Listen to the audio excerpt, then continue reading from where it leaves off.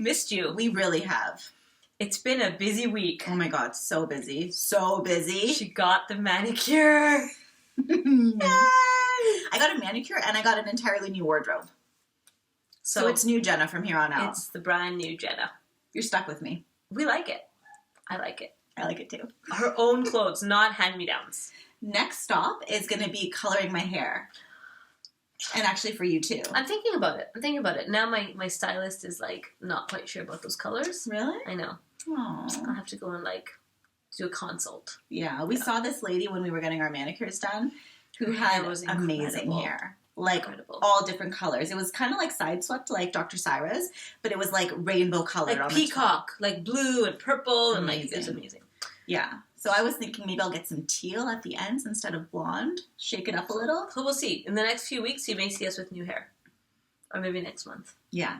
Sometime over the summer? Yes. Possibly? Yes. What are you going to do that's bold and outrageous and other like, people might not approve of? They might not at all. And you know what? Today actually is your day to be real with your family. To be real. Do you know that my fiancé did not want me to get fake nails? No, he didn't want them. And you know what? First I was like, okay, I won't. And then Saira said, screw it. Just get them. Like, if you like it, if it makes you feel beautiful, like... And it does make me feel beautiful. I'm like, oh, new person. So what did you say then? He loves them. See? You know why he loves them? Because she loves them, and it makes her feel good. Makes me feel real good. Now, if she was using them to, like, attack him, then he might not really love them. Not a bad idea, though. But it depends on the context. Don't make me angry. All does. Depends on the context. That could be hot. Just saying. You're going to be newlywed soon. Let's not talk about that. I'm blushing. Moving on. I'm blushing. Talking about being real. I could blush.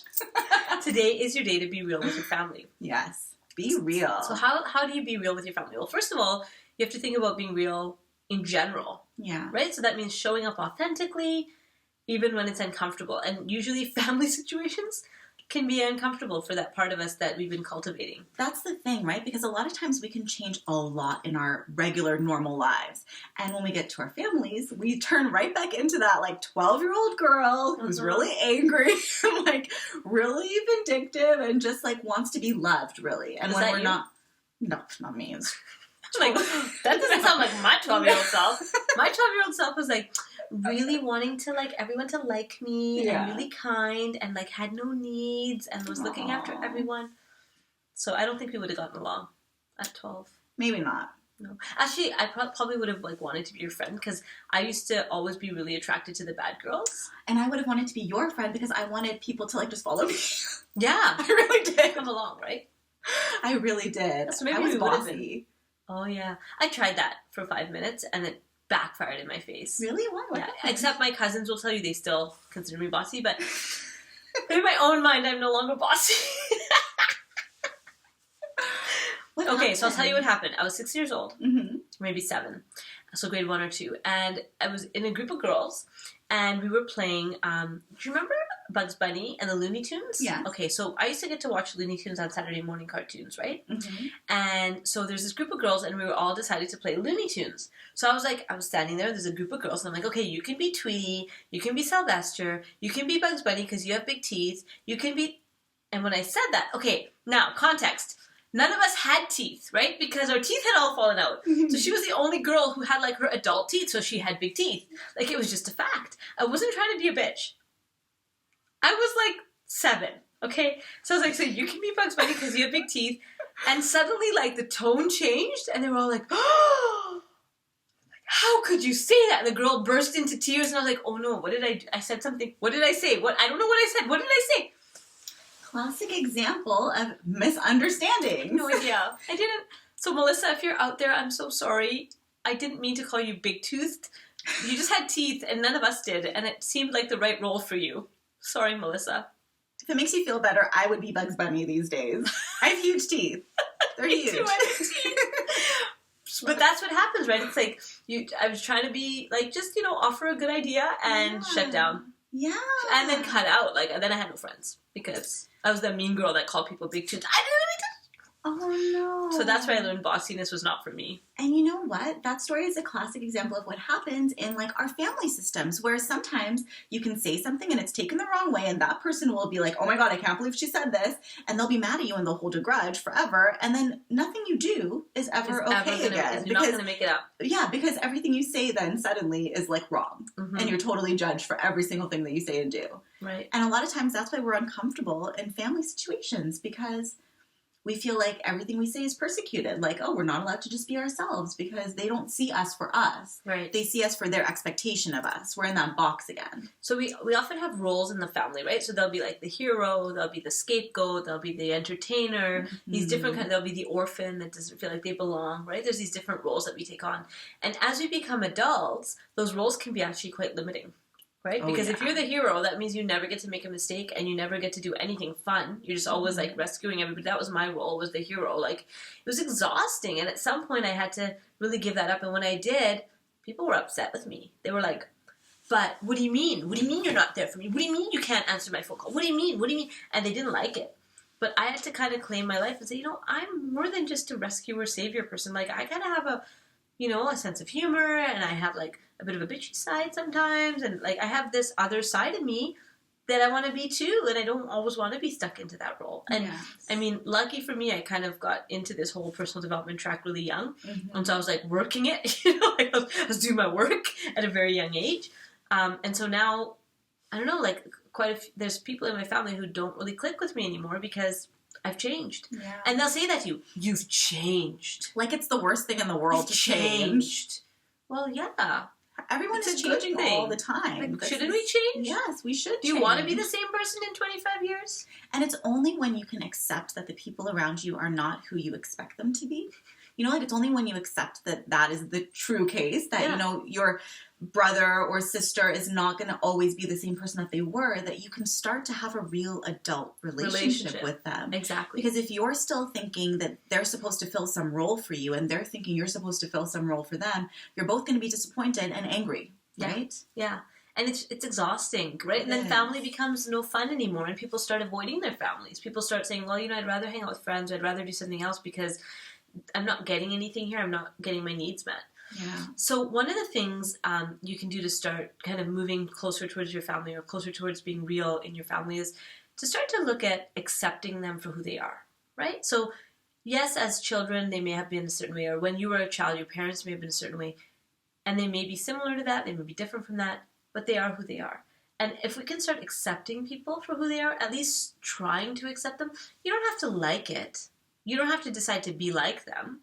Because some people are kind of jerks. Yeah. But if you accept, like, okay, this person is just a bit crotchety, or this person's just a bit like Eeyore Styles, like grumpy and always complaining, and that's just their personality. It has nothing to do with me. It has to do with them. It's just who they are, and that's how they kind of show up in the world.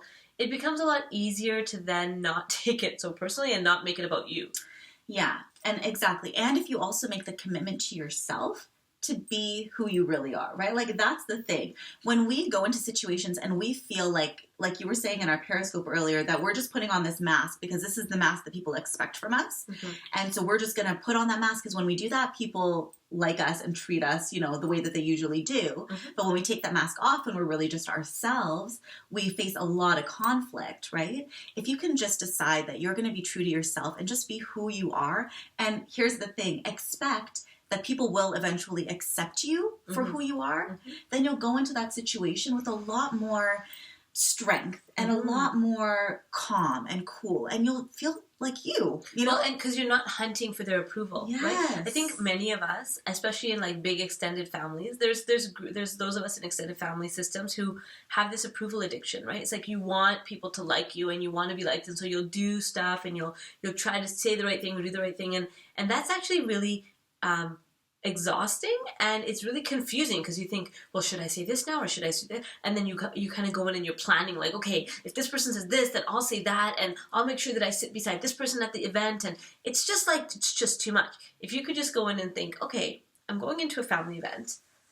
There are people there who probably I won't get along with, but there's people there who I really love and I really want to spend time with, and I'm going to focus on those people. Yeah. And the rest of them I'm just going to accept and just love them from afar and be okay with that. it just changes the whole tone. Totally. And here's an interesting thing. I'll tell you an example from my own life. So I just moved here like a year and a half ago. I had been away for quite a while. And even when I lived here, I was not in the family. Like I was like doing my own thing in school and working and whatever. So I came back after a very long time and I didn't really know what to expect. And I found that all of my relationships were not the way that they used to be. Like I had certain expectations. They had certain expectations. I wasn't who they expected me to be. And they weren't who I expected them to be. Right. And we went through a very tumultuous process for a long time. And the funny thing is that when I accepted that I'm not who they think I am, and when I became okay with maybe even not being liked, maybe even not being respected, maybe they don't even agree with my choices, when I became okay with that, I felt so free because suddenly I didn't have to do the things that they wanted me to do. I could just do whatever the hell I wanted to do because you know what? I can do it. They'll like me. They won't like me. That's kind of on them. It gave me, like, it totally lifted this huge weight that was on my shoulder. But it must have been so hard, Jenna, because when you're when you're wanting to be loved by your family, when you're wanting them to like celebrate you and accept you and they don't, it's like, it can be crushing, right? And here's the thing. As much as I wanted to be celebrated and accepted by them, they wanted to be celebrated and accepted by me. Right? And I wasn't giving them that either. What do you get to control? You. Right. You can't control them. Exactly. But I also wasn't able to be there for them when I felt like, oh, you know, I'm this way and nobody likes me and, you know, like, you're not able to be yourself. So when you're so concerned with that other people don't like you or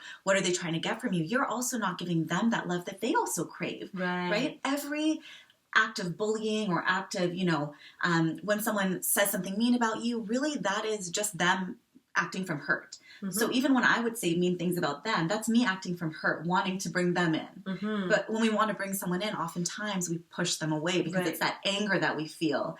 Because it's easier to feel anger than to feel hurt and to accept our own feelings, right? And it's kind of like what little kids do, right? It's like when they're upset, they'll throw a tantrum. And what they're really needing is to be consoled and soothed.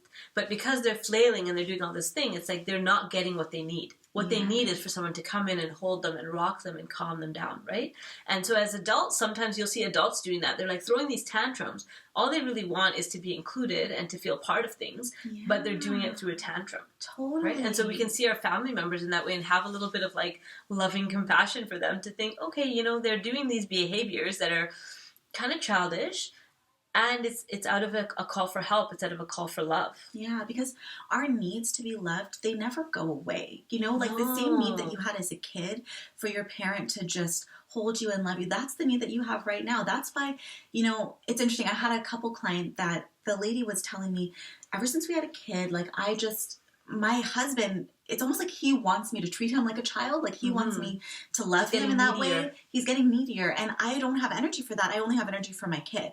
I don't, like, he's an adult. He shouldn't need that. And I had to like kind of explain to her that, you know, just because he's an adult doesn't mean he doesn't have the same need to be loved and looked at and, you know, stroked. Like when you stroke your partner's face, it's such a, like, it's something you would do to a kid, right? But it makes them feel so amazing. And that's all we want, right? And so here's a trick, okay?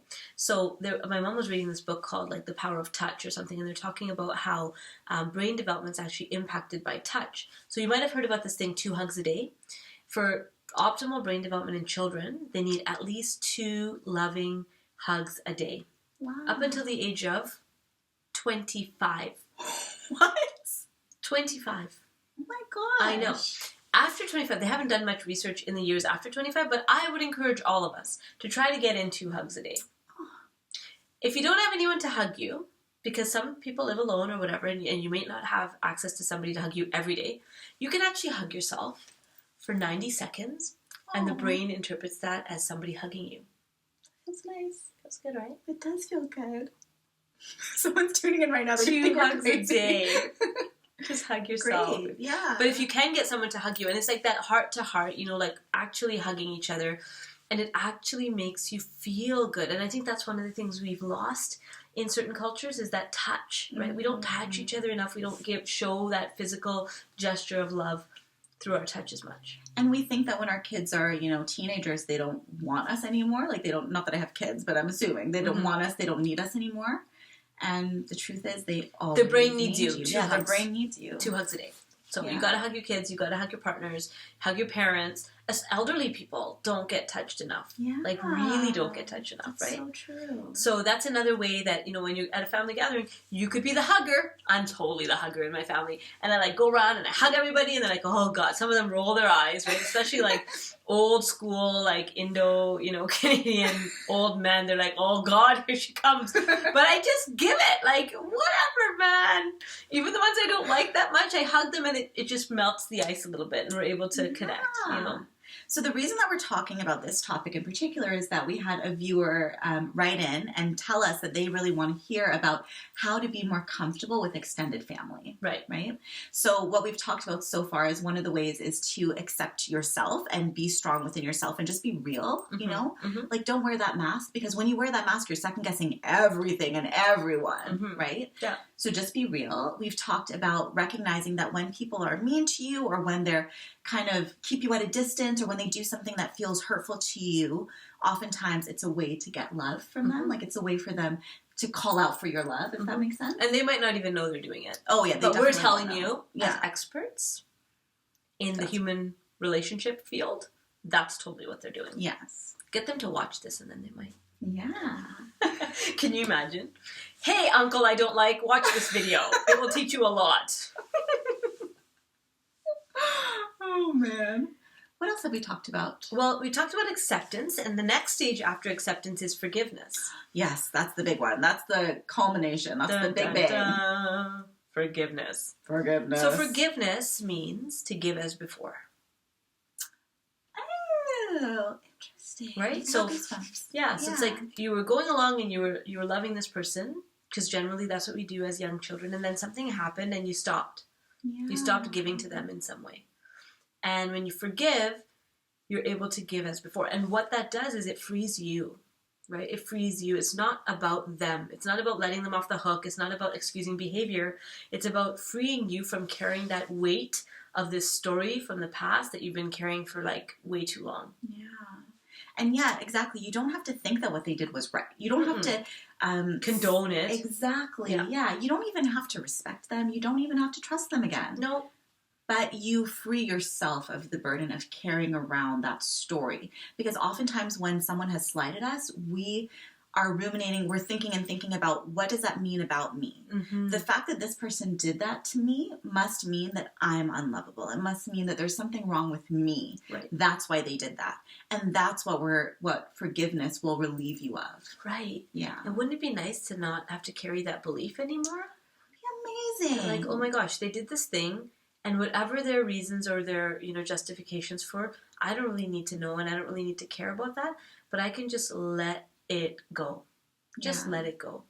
And it becomes very tricky when it's family, because when it's a friend, oftentimes it's okay to just separate from them and not really have to see them. And maybe you can forgive them, but you don't really interact with them in your daily life if you don't want to. Right. But when it's a family member that slighted you, or that you feel slighted by, then you kind of have to see them all the time. And sometimes you can think that you've forgiven them, and then you see them again, and it's all kind of comes back up, right? Yeah.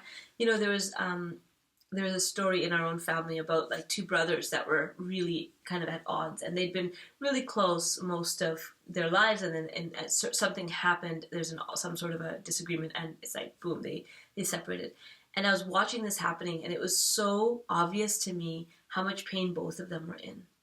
Yeah. But both of them were feeling so righteous, they were not going to back down, because each one of them said, I didn't do anything wrong, he did something wrong. The other said, I didn't do anything wrong, he did something wrong. And they were at this loggerheads, and nobody was going to go anywhere. And I actually spoke to one of them, and I said, look, what kind of a role model are you setting for your grandkids? Right? If you want your grandsons to get along, you got to get along with your brother. Right? If you want to teach the rest of the family about what a united family looks like, then you've got to be that model, right? And if you're fighting with your siblings, what are you teaching the children in your family, whether they're your own children, your nieces and nephews, or other kids that look up to you? Right? So then I guess the question becomes, how do you overcome that hurdle of thinking, I'm right, they're wrong, they did something to me, I'm hurt, so instead of being hurt, I'm going to be angry. How do you get from feeling angry to feeling acceptance and just thinking maybe there's something more? Well, how he did it was he just his way of being angry was to not talk to the person anymore. Mm-hmm. So what he did was he just picked up the phone and he said, look, whatever happened, it's over. Let's start again. And that's all he needed to say, and they were good. Wow. Right? In some conversations, it's going to be a little bit more. Mm-hmm. And sometimes you don't even have to have that conversation. It's like an inner... I think in that case, too, it's like he had to forgive inside first, Mm-hmm. and then he was ready. And the forgiveness inside, he had to ask himself the question, like, do I want to be angry at my brother and then, like, forgive him on his deathbed? Or do I want to forgive him today and enjoy the few years that we have left together as brothers? And who knows, that might be 10 or 20 years, right? And when you're cut off from any family member, man, it's excruciating. Painful. Yeah. And it's like a constant, like it's a constant rain, what is it called? Like a rain cloud on your parade. A rain cloud on your parade. It follows you around, right? It's like your life could be great, except it's not, because there's this rain cloud that you just can't seem to like get through. Yes, and it's just always right there. Mm-hmm. No matter where you look, you can see it. And you can feel its presence. Right. In every aspect of your life. And it's easier to make them the bad guy because maybe they are. Yeah. Right? But do you want to make them the bad guy, or do you want peace? Yeah. Right? Do you want to be, the classic question, do you want to be right or do you want to be happy? And even if they are the bad guy, I think that there's people in our lives that maybe they will always do things that, hurt us and stuff like that, but they're in our lives for a reason, and there's something that we can always learn from it, right? Right. And so I think that a lot of times when we forgive, what we learn is that we have control over the way that we feel. We don't have to give up that control to anyone else. We are actually empowered to feel how we want to feel at any given point in the day. Mm-hmm. I tell my 6-year-old, there's no bad guys, just bad behavior. Oh, that's a good point. Because no baby is born bad. Yeah. Right? It's life experiences, it's inputs that start forming the brain in a certain way, start forming belief systems in a certain way, start forming expectations in a certain way, and then people act out in certain ways, right? Nobody was born bad. Nobody was born angry. And yet, due to life circumstances, that's where they are today. Yeah. And so to see them as that innocent child again, and, that there was a time when they weren't like this, and their life has actually formed them in this way, and their circumstances. And then, again, you start having compassion. Once you have compassion for someone, you can help but forgive them, right? Because you see that it's not about you. Yes. And what you can even do with that period of separation, let's say that you and someone have had a fight, right? And this person's very close with you, and suddenly they're not in your life. And when you decide to forgive them, you go back to them, right? So what you can do with that is you can say, that was our time to grow, and now that we're back together, we're going to have an even more mature relationship. I'm going to actually be myself around them. I'm not going to be that version of myself that I was before, that was maybe petty or insecure or whatever. I'm going to be secure in who I am, and I'm going to show myself to this person. I'm going to be real with them, like that's what it's all about.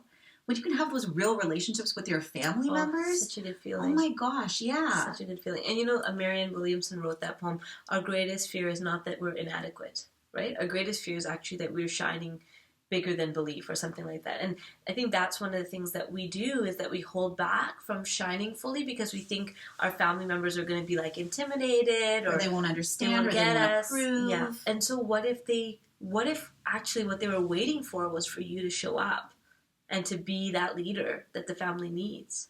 Totally. Right? So today is your day to be that leader. Mm-hmm. Be real with everyone in your life. Be real. Not just yourself, not just your best friend. Be real with everyone. Mm-hmm. Yeah, because don't you want to have it all? You totally can have it all. Including, like, being happy around your family? Yes. It'd be so good. And that's a huge part. That's a huge part of having it all. Yeah, and the thing is, once you are happy around your family, you won't even think about it. Like, I don't even think about it. Yeah. Because it's like when you have a lot of love, you don't think about love because you have it, right? Exactly. And so it'll just become a non-issue for you. Yeah. It'll just be like, oh yeah, well, of course my family supports me. Mm-hmm. Wouldn't that be nice? They just feel like, yeah, of course everybody in my family celebrates me and supports me. Yeah, and that's a really good point. So right now, if you're feeling like people in your family don't understand you, don't accept you, don't support you, what you can start doing is just the simple mantra that you're just telling yourself, everyone in my family accepts me. I am myself, and that is good enough. People in my family see me for who I am and love me for it. Just telling yourself that kind of thing over and over, what that does is it changes your expectation of how they're going to behave towards you. Right. You'll start noticing different things. Yeah. When you change your expectation, exactly, you see totally different things. Yeah. Good point, Dr. Saira. Good. So today's your day to be real with your family. Be real and be real with yourself. And as you can see, we do answer your questions. We do. So send us a question or send us a topic that you want us to talk about and we'll make a video about it. And you got to tune in every week to find out if it's your question day. Yep, every Friday. Every Friday. Be here. So to our viewer that sent in the request, thank you so much. Thank you. And hopefully this answered your question. We're happy to answer more questions. Leave us comments, subscribe to our channel, like us. The more people that know about this, the more we can help the world. So pass it on. Exactly. And we will see you next week. See you next week for Today's Your Day. Bye.